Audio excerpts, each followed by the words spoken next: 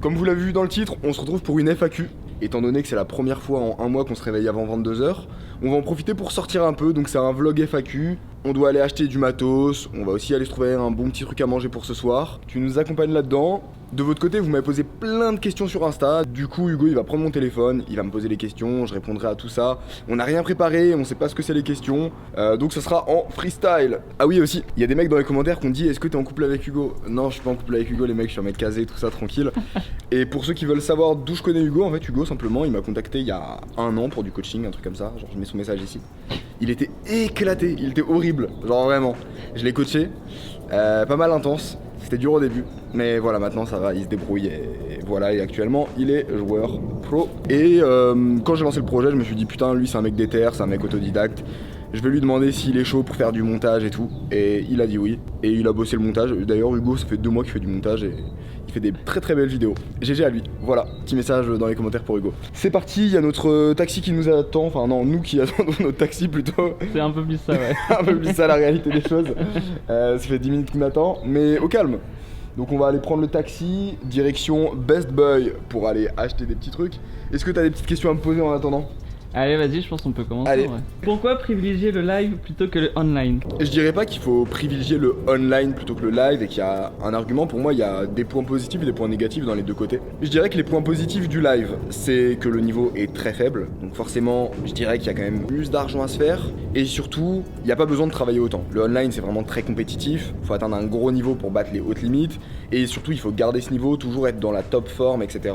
Alors qu'en live, même si on se sent un peu fatigué, même si on n'est pas au plein de sa forme, au plein de son envie, les tables sont tellement faibles que même en ayant un jeu assez standard, on va quand même gagner de l'argent. Enfin voilà, pour moi, le niveau de jeu, c'est le point principal positif du live. Il y a ce qui est interaction sociale qui est assez sympa, il y a l'aspect des tells qui est ultra passionnant. Et sinon, pour le online, il y a le fait que qui dit que les tables sont moins dures, qui dit moins de variance, moins de mal de crâne, moins de remise en question. Alors que online, le problème, c'est que si t'es pas au fond de ta forme, dans des limites genre en 600 plus quoi, ou en NL400, si t'es pas au plein de ta forme, tu peux clairement misplay, tu peux clairement douter de ton jeu. C'est assez difficile mentalement à gérer par rapport au live. Tu peux un peu y aller les mains dans les poches. T'auras un avantage, tant que t'as travaillé ton jeu derrière, t'auras un avantage très conséquent sur le fil. Sinon les points positifs du online, parce qu'il faut les dire, il y en a clairement, c'est de pouvoir rester chez soi H24. Moi qui suis pas un très grand social, je cache pas que rester chez soi et faire de l'argent en caleçon, c'est pas mal. Sinon, autre avantage, le fait de pouvoir voyager dans des pays où il n'y a pas de live. Typiquement Thaïlande par exemple où il n'y a pas de poker, c'est assez cool et vivre dans ces pays-là. Hugo, tu vois quoi d'autre comme avantage au live ou au online que j'ai pas cité? En vrai, je crois que t'as quand même bien fait le tour. Moi je pense que c'est à peu près ça, ouais, dans les petites lignes c'est ça quoi. Donc voilà, pour moi c'est une question de choix, c'est une question d'envie et aussi je pense qu'il faut pas rester bloqué. Genre moi là par exemple je fais du live, je vais en faire pendant 2-3 ans je pense, mais après je peux très bien retourner à du online en fait. Enfin, faut pas être fixé dans tous les cas. Quand tu bosses ton jeu en live, tu bosses ton jeu online en même temps. Quand tu bosses ton jeu online, tu bosses ton jeu live. Voilà, pour moi faut être ouvert aux différents formats. Si t'as envie de te faire un délire, d'être en mode compétitif, de battre les joueurs pros, etc. et de faire du online et tout défoncer en online, bah vas-y, si ça te parle, vas-y. Et si à côté tu veux jouer des mecs complètement drunk et faire des sous tranquilles, bah vas-y quoi. Enfin, pour moi c'est... Les deux sont très kiffants, les deux sont très épanouissants et voilà.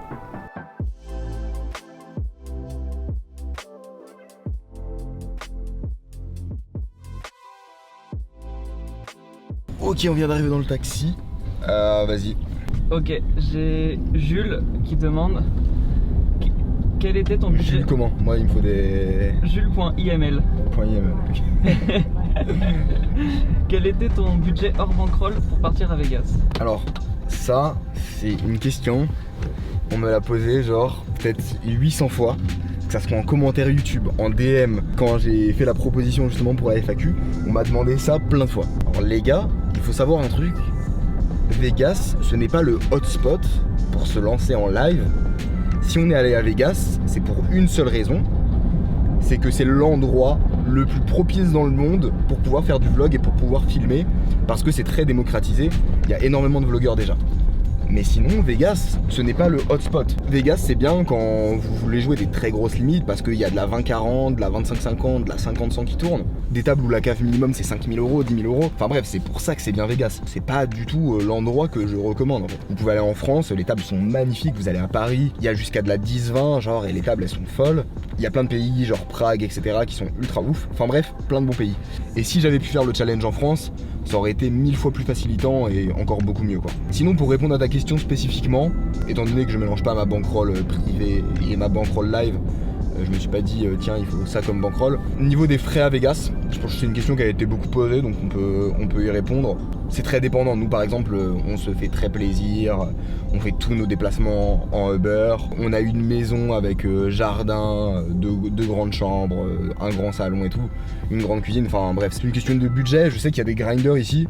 Ils sont en mode, ils sont en coloc, donc ils payent genre $900, 800-900 $ par mois pour aller grind, comme ça voilà ils prennent le bus. Niveau des repas, ils se font des courses et ils s'organisent pour voilà mieux gérer leurs frais. Et je pense qu'ils s'en sortent pour 1K5, 2K par mois, ce qui est assez ridicule parce que on voit que finalement 1K5, 2K même en jouant de la 1-3, si on a un bon niveau, c'est des dépenses très très faibles quoi. Aussi troisième point, je réponds à un troisième commentaire qui est lié, c'est est-ce que tu dissocies tes frais de ta bankroll parce que c'est à mettre en commun, etc. Alors en fait, il faut savoir un truc, c'est que je joue, genre, actuellement, depuis le début du challenge, j'ai dû jouer peut-être 12 heures, 13 heures par semaine. Je suis ultra limité niveau temps parce que j'ai plusieurs business à gérer et vraiment en plus le montage, la gestion des vidéos, enfin bref ça me prend le cœur de mon temps. Ça fait pas vraiment sens de compter mes dépenses alors que j'y passe pas la majorité de mon temps. Si je jouais juste 3-4 heures en plus par semaine, ça couvrirait en fait déjà toutes mes dépenses. C'est juste que c'est pas quelque chose que je fais quoi parce que j'ai pas le temps. Et, étant donné que j'ai des business qui me prennent la majorité de mon temps, c'est ces business là qui me permettent de gérer mes dépenses, etc. Voilà pour ce point, on pourra en reparler s'il y a une autre question vraiment pertinente sur ce sujet. Mission, faut qu'on achète des AirPods parce qu'à la table je suis toujours avec mon casque, on dirait un putain d'asocial genre je suis en mode je ne parlerai pas avec vous. Je ne parlerai à personne. Un petit AirPod capuche, ça va faire du bien. Micro et peut-être un téléphone parce que mon deuxième téléphone il commence un peu à se cabosser. J'ai l'impression que l'écran est en train de se détacher. J'ai l'impression que l'écran voilà il est pas n'a pas très étanche. Et après par contre faut qu'on se trouve des bons trucs à manger. Donc ça ce sera une autre mission. J'espère que vous kiffez ce petit vlog FAQ. N'hésitez pas à lâcher un petit like et à vous abonner et ça fait vachement plaisir.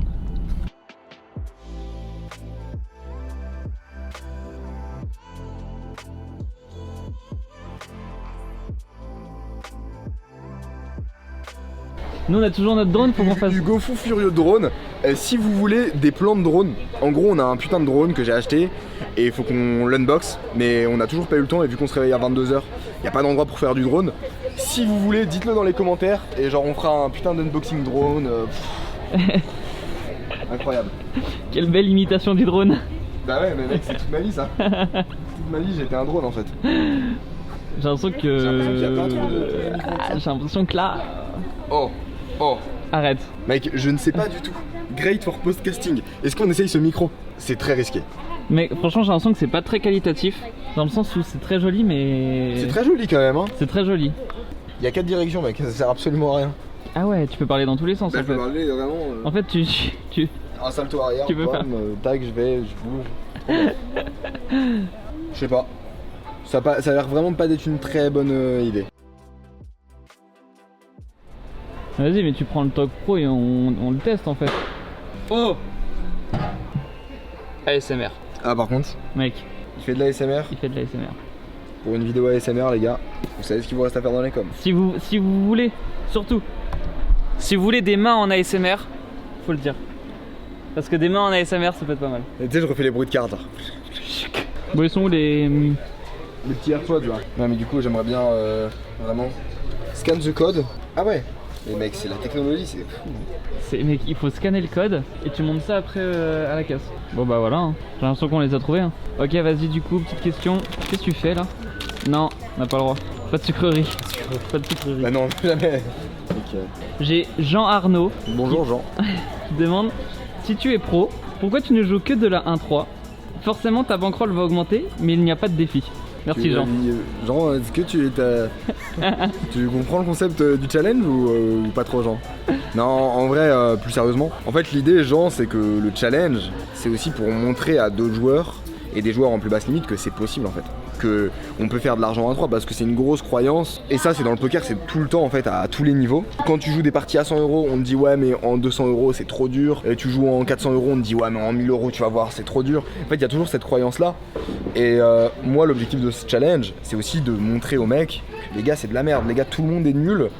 Avant la 40K tout le monde sera nul et tout le monde sera éclaté à chaque fois quoi. L'idée c'est de montrer ça.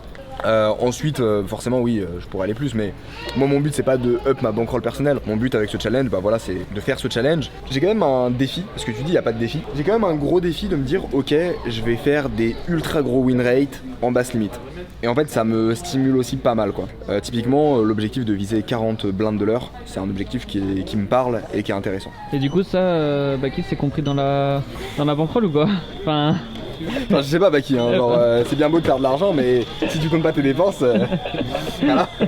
En gros, si vous voulez que je compte les dépenses, laissez-moi être à temps plein, comme ça je travaille 70 heures par semaine et les 100K je les monte en 2 mois. En fait, si on avait fait le challenge vraiment, je suis à temps plein et je compte mes dépenses 1K ou 100K, je l'aurais fait en 4 mois quoi. Genre j'aurais compté mes dépenses, mais juste si j'étais à temps plein, bah j'aurais pu jouer beaucoup plus et ça aurait été plié en 2 secondes. Ça aurait été pas très drôle du coup. Ça aurait pas été très drôle. L'aventure aurait été courte mais intense. Courte mais intense. Thank you. Thank you.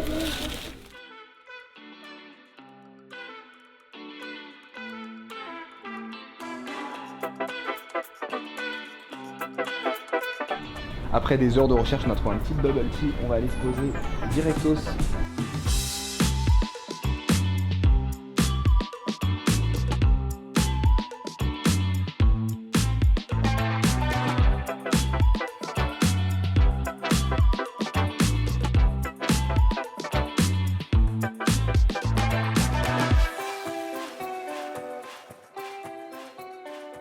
Après 2 heures de recherche, on n'a trouvé aucun endroit pour filmer sans qu'il y ait un bruit de fou. Insupportable. Donc, on est rentré à la maison, petit bubble tea, Ça fait plaisir. petit smoothie pour toi, et on va finir la petite FAQ ici. En quoi consiste ton échauffement avant d'aller sur les tables? 2. Antoine-Chopi. Première étape, il y a la phase de réveil. Qu'est-ce qu'il y a? Tu l'as dans le commentaire? Non mais c'est smart de se réveiller dans un premier temps. Voilà, je me réveille, bon. Non mais l'étape de réveil en gros, qui consiste en footing into douche froide ou bain froid. Ouais. Je sais que tu fais des bains froids toi en ce moment. Mais voilà, en tout cas pour vraiment bien se réveiller, mettre le corps en alerte. Ensuite, échauffement technique, donc ça consiste en 10-15 minutes de technique, ça peut être regarder une vidéo, ça peut être regarder un vlog par exemple, et se réfléchir, ok, comment j'aurais joué ça. Et ensuite, troisième étape, enfin dernière étape, c'est un peu de respiration pour vraiment, nous on fait de l'auto-hypnose, mais ça peut être de la méditation pour soit un peu s'apaiser avant d'aller jouer, ou au contraire faire monter l'énergie selon le niveau d'énergie où on est. Mais je pourrais faire des vidéos plus spécifiques là-dessus. Et aussi manger un petit truc pour très léger, mais ça peut être des fruits, quelque chose comme ça, mais juste pour pas avoir faim pendant qu'on joue parce que ça casse un peu la concentration. Pas arriver le ventre vide quoi. Ouais. Ok, vas-y, question suivante. Où et comment as-tu commencé à apprendre le poker? Qu'est-ce qui a été le déclic où tu t'es dit vas-y, je vais apprendre le poker? À l'époque, il y avait des petites home games avec des joueurs éclatés, tu vois. Et je connaissais rien en poker, mais je voyais les sous que ça mettait sur la table, et je me suis dit putain quand même, si je bosse un peu... À l'époque, genre, ça mettait combien à peu près sur les tables? Genre, c'était quoi par C'était personne? des parties à 200 euros. Ok. Ça montait des stacks à 1K, ça jouait quand même des pots à 1000 euros et tout, tu vois, c'était quand même beaucoup pour moi à l'époque. Ouais. Et du coup, je me suis dit putain, je suis sûr qu'il y a un moyen de les niquer quoi. Ce qui s'est passé, c'est qu'après, j'ai voulu apprendre le poker. Pour apprendre le poker, j'ai joué en NL2, blinde 1 centime, 2 centimes. J'ai monté 100 euros avec, en me servant de support vidéo technique et tout. Et après, directement, j'ai pris du coaching. J'ai mixé entre le cash game live et le online. Et après, je me suis concentré sur le online. Mais en tout cas, voilà un peu comment j'ai connu le poker. C'était ouais, comme ça. Okay. En voyant des home games et en me disant, bon, ok, il y a des sous à prendre, faut que je les prenne. Il y a moyen de se faire des sous quoi. Alors, question de Alexis Degog. Après les 100K, tu vas faire quoi pour le futur de la chaîne? Question intéressante. Pour l'instant, c'est les 100K. J'ai pas trop envie de me projeter dans d'autres projets ou quoi. Déjà, atteindre ça et accomplir ça, ça serait pas mal. Garder notre rythme de publication. Maintenant, clairement, bon voilà, je veux pas trop brague et pas trop me karma, mais les 100K, ça va être relativement simple et il n'y a pas trop de doute là-dessus. C'est pas un vrai... C'est un challenge en termes d'atteindre 40 bébés de l'heure, mais même si j'attends pas 40 bébés de l'heure, j'atteindrai quand même le challenge. Donc le challenge, faire 100K en un an, et voilà, je sais que ça va être assez facile. Parce que depuis 4 ans, j'ai pas fait une année en dessous de 100K voilà, c'est facile quoi. Que ça soit online, mais du coup, vu que je l'ai fait tous les ans au minimum en online, forcément en live ça va être encore 2 fois plus simple. Maintenant, un challenge qui me hyperait bien, mais je veux pas trop m'engager parce que là pour le coup c'est beaucoup plus dur. Après, pas de souci à lancer un truc fou et échouer, hein. C'est aussi comme ça qu'on progresse. Mais j'aimerais bien faire un 104 ou un M en un an. Ok, donc peut-être. Donc up 900K en un an. Le seul problème que j'y vois là pour l'instant, c'est que si tu veux monter 900K en un an, c'est possible. Mais par contre, tu peux pas t'occuper de la production de vidéos, faire les scripts, etc. Tu vois. Du coup, c'est pour ça que je suis encore en réflexion là-dessus parce que ça va me demander tellement de temps de travail en fait. En tout cas, si on parle de la chaîne plus globalement, je sais pas ce qu'on va prévoir dans le futur. On a pas mal d'idées, typiquement, dites-nous ce que vous en pensez en commentaire, mais on avait pensé à faire un road trip genre en voiture et aller faire le tour des casinos, etc. Et voyager un peu dans le monde, faire un casino, changer de pays, changer de ville. Vraiment faire un truc en mode vacances poker quoi. Et en même temps, du coup, profitez pas pour vous rencontrer un peu partout. Ça aurait été vraiment kiffant. En tout cas, la chaîne, on va pas l'arrêter après le challenge. Hein. Perso, j'ai plein d'idées, plein de choses possibles à faire. Donc, mais pour l'instant, ça reste, voilà. On focus sur le challenge dans un premier temps. Et ensuite, on verra. Mais oui, j'ai plein d'idées. Faire un challenge plus gros en termes de bankroll. Faire des concepts en mode vlog un peu plus vacances. Très certainement aussi, faire des vlogs un peu plus détente, pas forcément toujours liés au poker. Donc voilà quoi dans l'idée. Voilà. Ouais, c'est bien. Et aussi peut-être, je tease exclu, je vais teaser trop de choses. En fait, un truc que j'hésiterais, ça serait de faire le même challenge, peut-être avec un plus gros montant, vu que j'aurai plus de temps l'année prochaine. Okay. Mais en Omaha, ou tu vois, dans d'autres formats un peu plus fun. En bon pote. Ouais, tu vois. Mais bon, je sais pas, enfin voilà, c'est des possibilités. Je vous balance ça là, dites-moi ce que vous en pensez en commentaire, ça m'intéresse d'avoir votre avis. Ok, question suivante. Je suis joueur de NL100, gagnant, mais que de 2 BB100. Comment passer un cap? Quel conseil donnerais-tu pour du coup Calta 11? Quel est ton conseil pour vraiment genre augmenter ton win rate Online, hein. Online. Moi, je dirais le plus important, c'est le jeu versus fiche. C'est le jeu contre les joueurs récréatifs en fait. Plutôt que de chercher à être dans une battle, de vouloir mieux jouer contre les autres joueurs pro, switch le focus et mieux jouer contre les joueurs récréatifs. Et quel est ton conseil pour travailler le jeu VS récréatif? Est-ce que t'as un exemple? Flopzilla. Ok. Flopzilla, travailler avec le logiciel Flopzilla, découper les ranges, regarder si est-ce que nos bluffs sont bons, est-ce que nos value bets sont bons. Enfin voilà, vraiment. Et aussi réfléchir de manière moins théorique. En fait, il y a des concepts que beaucoup de joueurs online veulent pas trop prendre. Typiquement mettre des blocking bets, tu vois. C'est un truc qui est mal vu parce que avec l'avènement de la GTO et tout, c'est des concepts un peu old school qui ont été complètement balayés. Et moi en fait mon déclic ça a été j'ai eu des retours d'un coaching d'un top reg russe qui joue de la 50K et tout. Et en fait son win rate il le base que VS joueur récréatif, alors qu'il joue contre des Linus et tout, enfin des mecs c'est des machines théoriquement. Il base tout sur son jeu VS Fish. Et en fait les concepts dont il parle c'est des concepts qui paraissent hyper old school, tu vois. Genre typiquement bet small pour avoir un peu l'info sur la range du récréatif. Et quand il call, je lui mets un parpaing 3 fois pot à la turn pour le faire fold, et voilà. Moi j'étais un peu beaucoup en mode ultra ouais, théorie, on est des boss, on est plus smart que tout le monde. Et quand tu vois un mec qui joue des limites 100 fois supérieures aux tiennes, qui crush 100 fois plus que toi, qui dit ça, bah t'es en mode ok bon peut-être que je vais réfléchir, je vais regarder où j'en suis, je vais regarder lui où il en est et ok on va peut-être un peu se remettre en question, tu vois. Ok, nice.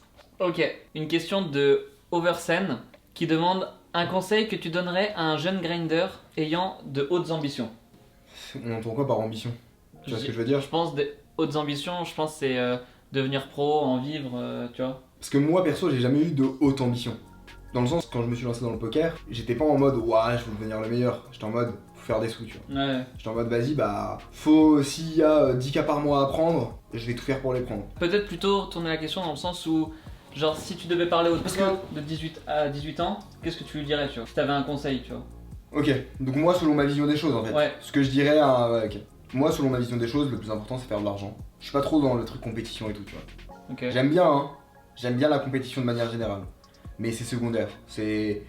Pour moi la compétition, c'est ce qui va faire que tu vas pouvoir te dépasser un peu plus et trouver un peu des raisons à ce que tu fais. Mais pour moi le principal c'est faire des sous. Et donc en tout cas à l'âge que j'avais, enfin tu vois quand j'avais 18 ans et tout, le principal c'était faire des sous.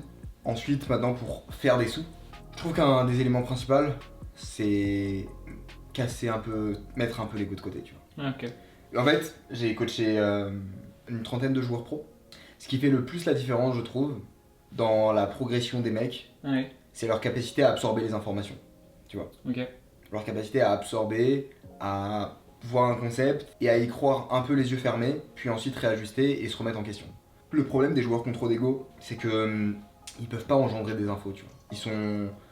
Il y a trop de barrières, il y a trop de blocages, il y a trop de verrous. Et moi, Ouais. j'ai beaucoup été dans ce cas-là, tu vois. Typiquement, j'entendais un mec parler d'un concept, j'allais directement, mon premier réflexe, c'était de juger pourquoi c'est mauvais, tu vois. Pourquoi ce qu'il dit c'est de la merde. Et après de me foutre de sa gueule. Tu vois, typiquement, Ouais. je me rappelle à 18 ans, par exemple, j'ai changé très peu avec d'autres joueurs et je travaillais beaucoup tout seul. Enfin, j'avais juste un mate de travail. J'arrivais pas à bosser avec d'autres mecs parce que dès qu'ils parlaient j'entendais leur façon de parler qui était pas la même que la mienne, Ouais. que j'avais des compétences qu'ils avaient pas. Et je voyais plus que j'avais des compétences qu'ils avaient pas, plutôt qu'ils avaient peut-être des compétences aussi que moi j'avais pas. Ok, ouais. Et je cherchais pas à apprendre le max, je cherchais juste à être dans la critique.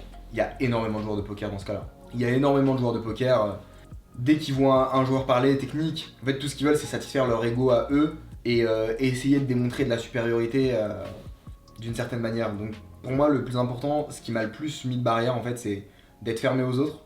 Et qu'est-ce qui a fait que t'as eu ce déclic de te dire, ok, genre là. Là où j'ai eu le déclic, c'est à force d'échanger avec des joueurs. Ok. Paradoxalement en fait, c'est à force d'échanger avec des joueurs meilleurs. À l'époque, quand je jouais, à ce moment-là, je jouais en NL200 et NL400 et j'avais commencé à travailler technique avec Clément, Ok. Bibi Biatch, Clément Hotchez. Et ce qui s'était passé, c'est qu'en fait, on se connaissait pas trop, et on avait commencé à bosser ensemble. Et genre, il m'avait partagé tout un travail qu'il avait fait sur des mind maps et tout, sur des spots. Et il me l'avait partagé en mode, c'était la première fois qu'on bossait ensemble, il m'a partagé sa mind map, tu vois. Sympa. En fait, ce que j'ai compris, c'est que, et ça après je l'ai confirmé, que ça soit dans le business, que ça soit dans le poker, que ça soit en fait dans tous les domaines un peu compétitifs, même dans la crypto et tout, tu regardes tous les mecs qui sont moyens, nuls, que des mecs qui pensent avoir des bêtes de tuyaux, qui veulent rien partager à personne, en mode c'est leur truc, c'est crypto ou business en ligne, tout ça c'est toujours pareil, voilà je suis sur un plan mais bon vas-y je peux pas en parler aux autres. Ouais. Et tous les mecs qui printent de fou et qui sont genre vraiment au top 1%, c'est que des mecs dans l'échange. Tiens d'ailleurs j'ai ça comme projet, blablabla. Et ils ont pas peur de donner, tu vois. Au poker c'est pareil. Tu regardes les meilleurs joueurs, ils vont parler avec toi, ils vont tout te dire parce que ils ont pas peur que tu récupères une info, tu vois ce que je veux dire. Ouais, c'est Et tellement beaucoup dans l'échange et en fait ils comprennent que le partage ça sert forcément. Tu partages à des gens, tu vas avoir des retours. Tu vas avoir des contre-argumentations s'il y en a, ça va pouvoir te remettre en question toi-même, et que en fait la vie de tout le monde est important. Et même moi, tu vois, quand par exemple il y a des commentaires sur des vidéos YouTube, Ouais. forcément la plupart des mecs qui vont commenter, si je suis de manière objective, tu vois, bah ils ont pas mon niveau technique, ils ont pas mes gains, etc. Et je pourrais me dire, bah à leur avis c'est full de la merde. Ouais.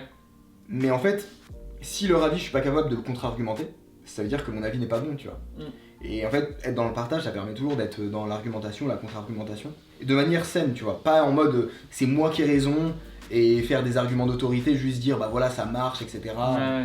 Vraiment avoir une argumentation méthodique et voir si notre concept voir si notre stratégie tient la route ou pas. Donc pour moi c'est le plus. S'il y avait un truc, c'est ça ouais. Ok.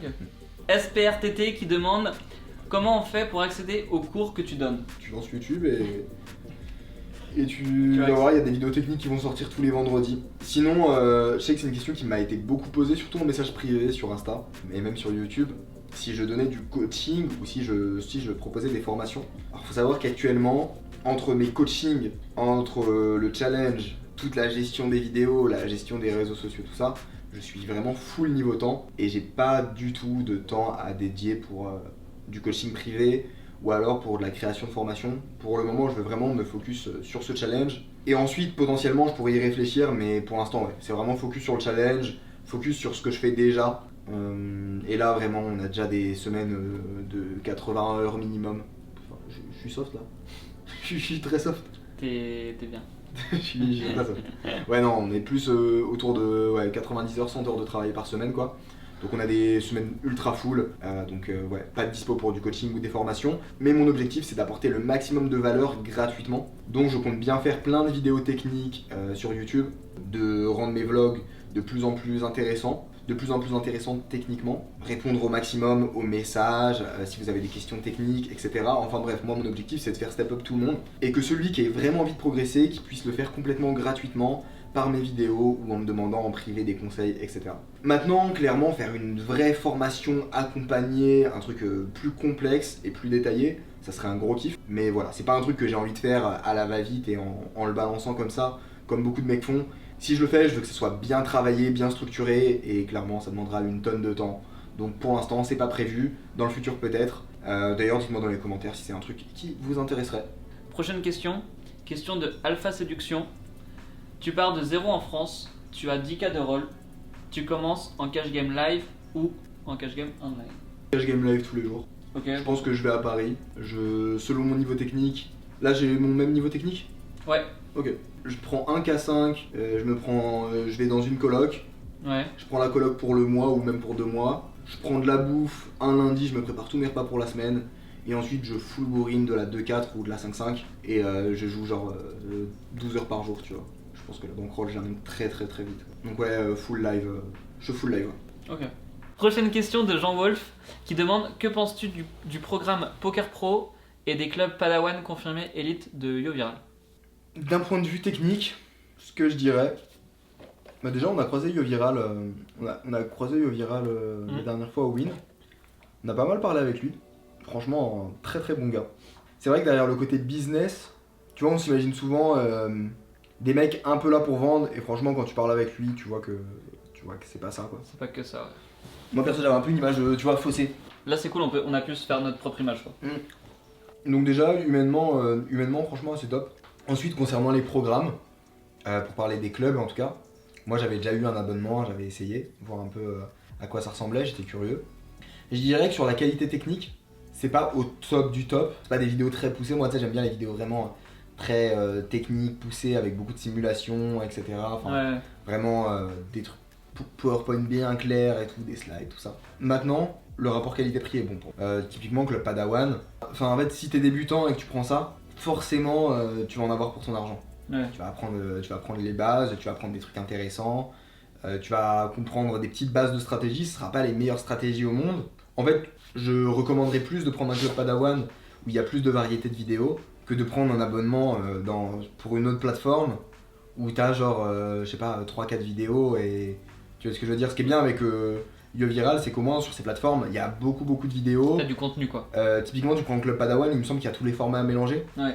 Donc tu peux aller vraiment voir, ok, est-ce que t'aimes bien le cash, est-ce que t'aimes bien surtout les spins, est-ce que t'aimes bien les MTT. Au début c'est ça, tu sais pas trop. Au début tu sais pas trop, donc ça te permet de pas mal découvrir les trucs et tout. Donc ouais, voilà, moi ma conclusion, ce serait que humainement très bon gars.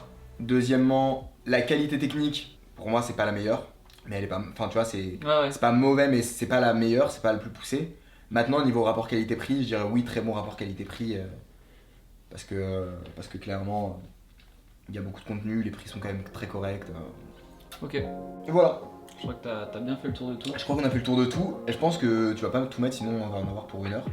Ouais. Je crois qu'on a répondu à on a répondu vraiment à quasiment toutes les questions. Tout le tour. Donc on mettra les plus intéressantes, les plus pertinentes. Moi, j'ai mon petit micro. Putain, et t'as tes AirPods aussi. J'ai mes AirPods. C'est unboxing ou pas? C'est Noël ou quoi? C'est Noël ou quoi? Ouais, ouais. C'est Noël ou quoi? Vas-y, chaud un peu là. Wow. Mec, c'est bizarre hein, mais j'ai vu aucun streamer avec un micro comme ça. J'ai aucun. Ah le G-Lab, alors que pourtant Blue Yeti il y en a plein.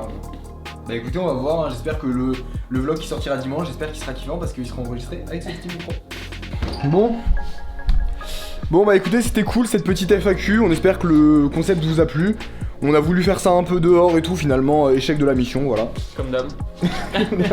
Chaque sortie se passe Non mais chaque sortie se passe mal ici, on n'arrive jamais à trouver un endroit qui nous sied. Qui nous sied. Mais t'as fait des études supérieures ou quoi? Des études supérieures de fou en fait, je t'ai pas dit mais... Bref, bisous à tous, on se retrouve dimanche pour le prochain vlog. À dimanche. Le vlog est ouf. Pourquoi tu mets des teasers comme ça? Des petits teasers, moi j'ai un petit teaser, c'est pas flou hein. Non. Le vlog est ouf, à dimanche. et c'est parti. Et si vous avez des questions auxquelles je n'ai pas répondu, n'hésitez pas à les poser dans les commentaires, je regarderai tous les commentaires et je répondrai à tout pour répondre à vos questions. Let's go!